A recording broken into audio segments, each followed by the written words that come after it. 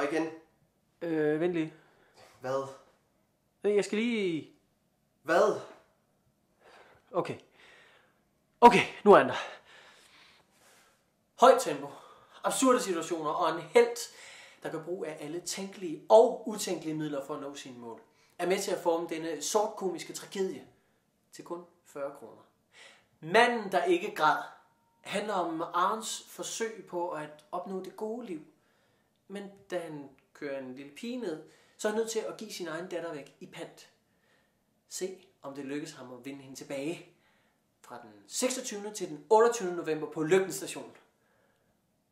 Og find os på Facebook. Sådan. Yes.